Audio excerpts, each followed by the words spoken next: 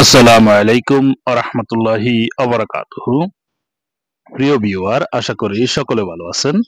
কাছে এবং দূরে, দেশে বিদেশে যে যেখানে বসে আমার ভিডিওতে যুক্ত হয়েছেন সবাইকে স্বাগতম এবং শুভেচ্ছা জানিয়ে শুরু করব আমার চ্যানেলের আরো একটি নতুন ভিডিও। আপনারা যারা আরবি ভাষায় কথা বলা শিখতে চান, আরব দেশে নতুন এসেছেন বা আসবেন বলে পরিকল্পনা আছে, তাদের জন্য ভিডিওটি খুবই গুরুত্বপূর্ণ হবে। চ্যানেলটি সাবস্ক্রাইব করে পাশে থাকবেন। ভিডিওটি না টেনে শুরু থেকে শেষ পর্যন্ত দেখবেন। চলুন শুরু করি। মক্তব, একে আরবিতে বলা হয় অফিস। অফিস মানে হচ্ছে মক্তব। বেইত, বাংলায় বলা হয়ে থাকে বাড়ি। বেইত মানে হচ্ছে বাড়ি। গোরফা, এর অর্থ হচ্ছে রুম। রুমকে আরবিতে বলা হয়ে থাকে গোরফা। যদি বলে গোরফা নুম, তাহলে হচ্ছে শোয়ার ঘর বা শোয়ার রুম। কুরসি, এর আরবি হচ্ছে চেয়ার। যদি বলে করাসি, তাহলে হবে অনেকগুলো চেয়ারকে বলা হয় করাসি। তাওলা, তাওলা শব্দের অর্থ হচ্ছে টেবিল। টেবিল শব্দটির অর্থ হচ্ছে তাওলা। আয়না জেদিদ, এর অর্থ হচ্ছে আমি নতুন। আমি নতুন এর অর্থ হবে আয়না জেদিদ। মাফি মালুম আরবি, এর অর্থ হবে আরবি জানি না অথবা আরবি ভাষা বুঝি না। মাফি মালুম আরবি, আরবি ভাষা জানি না। এস এস এম হাদা, এটার নাম কি? এস এস এম হাদা, এটার নাম কি? এস মানে হচ্ছে কি, এস এম মানে হচ্ছে নাম, হাদা মানে হচ্ছে এটার। এস এস এম ইনতা মানে হচ্ছে তোমার নাম কি অথবা আপনার নাম কি। আনা সোয়াল ইনতা, এর অর্থ হচ্ছে আমি তোমাকে প্রশ্ন করছি। ফি শব্দের অর্থ হচ্ছে আছে। ফি মানে হচ্ছে আছে। মাফি, মাফি শব্দের অর্থ হচ্ছে নাই।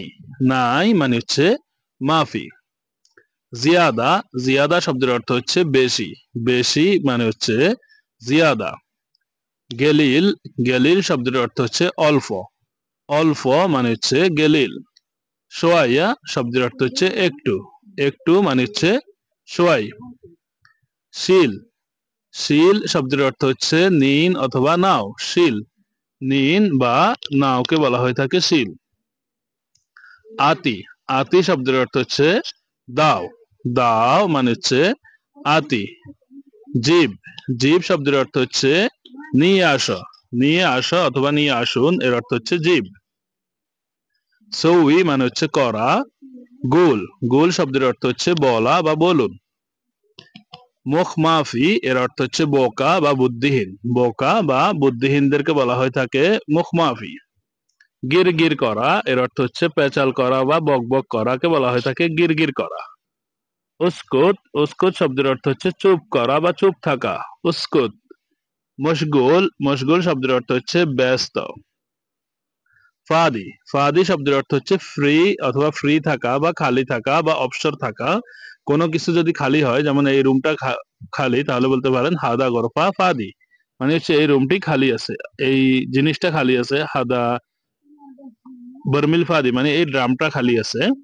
আকিদ, আকিদ শব্দের অর্থ হচ্ছে নিশ্চিত। আকিদ শব্দটির অর্থ হচ্ছে নিশ্চিত। মুমকিন, মুমকিন এর অর্থ হচ্ছে সম্ভবত। সম্ভবত মানে হচ্ছে মুমকিন, সম্ভবত। হাগ্গি, হাগ্গি শব্দের অর্থ হচ্ছে আমার। আমার মানে হচ্ছে হাগ্গি। হাগ্গাক, হাগ্গাক শব্দের অর্থ হচ্ছে আপনার, মানে হাগ্গাক। হাগ্গেমান এর অর্থ হচ্ছে কার। গোসল সরি সোগল, সোগল শব্দের অর্থ হচ্ছে কাজ। সোগল মানে হচ্ছে কাজ। নোম, নোম শব্দের অর্থ হচ্ছে ঘুমানো। ঘুমানো মানে হচ্ছে নোম। উঠে দাঁড়াও এর অর্থ হচ্ছে ঘুম। ঘুম মানে হচ্ছে উঠে দাঁড়ানোকে বলা হয়। এরকাব সাইয়ারা, এর অর্থ হচ্ছে গাড়িতে ওঠা বা গাড়িতে চড়া। এনজিল, এনজিল শব্দের অর্থ হচ্ছে নামো অথবা নামুন। এনজিল, নামো বা নামুন। মুশকিলা, মুশকিলা শব্দের অর্থ হচ্ছে সমস্যা। মুশকিলা শব্দের অর্থ হচ্ছে সমস্যা। মাফি মুশকিলা এর অর্থ হচ্ছে সমস্যা নাই। সমস্যা নাই এর অর্থ হবে মাফি মুশকিলা। সৌই মুসাআদা শব্দের অর্থ হচ্ছে সাহায্য করো বা করুন। সৌই মুসাআদা। হাদা বাঈদ, হাদা বাঈদ এটা দূরে। হাদা করিব, করিব মানে হচ্ছে কাছে। ইদাম ইদাম শব্দের অর্থ হচ্ছে তরকারি, তরকারি মানে হচ্ছে ইদাম। লাহাম লাহাম শব্দের অর্থ হচ্ছে মাংস বা গোস্তকে বলা হয়ে থাকে লাহাম। আদস আদস শব্দের অর্থ হচ্ছে ডাল, ডাল মানে হচ্ছে আদস। সামাক সামাক শব্দের অর্থ হচ্ছে মাছ, মাছ মানে হচ্ছে সামাক। খোদরা খোদরা শব্দের অর্থ হচ্ছে সবজি, সবজি মানে হচ্ছে খোদরা।